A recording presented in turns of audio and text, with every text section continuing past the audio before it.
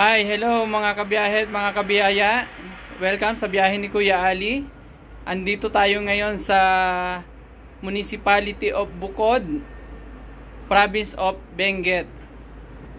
Ayan, nakikita natin ang ganda ng tanawin dito sa likod natin. Wow! So iharap natin ang camera para ipakita natin ang ganda nitong dam.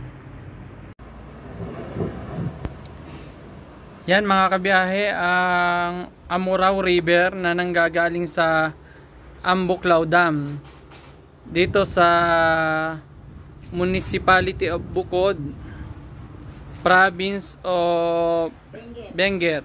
Ayan. Ganda, ang ganda na tanawin dito mga kabiyahe. Makapigil hininga.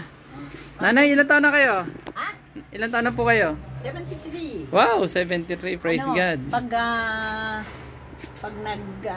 Pag umuulan na rainy season, yung Binga Dam, until doon yung hanggang doon ang tubig.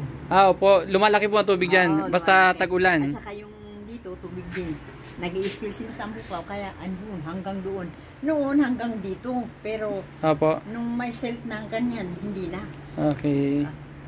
Kaya ganyan. Ano mong name nyo, Nay? Ha? Ano po pangalan nyo? Adelina. Si Nanay Adelina. Bakit? Adelina ano po? Amado. Amado. From From Barangay Ambuklaw, Ambuklaw, Banao. Sitio Banao. Municipality of Bukod, Province of Benguet. Okay, God bless po. Ganda na tanawin dito sa inyo.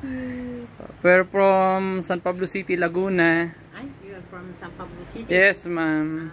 Anong layo ng biyahe ninyo? Opo, biyahe kami ng ano po, ng Mount Pulag. Ay, Mount Pulag. Opo, akyat ng Mount Pulag. Akyat kayo ng Mount Pulag? Opo. Pwede. Wala namang ulan. Mas maano doon. So, we're here at Municipality of Bukod. So, nakahiwalay ito kaya Bukod. Right? Nakahiwalay kaya Bukod.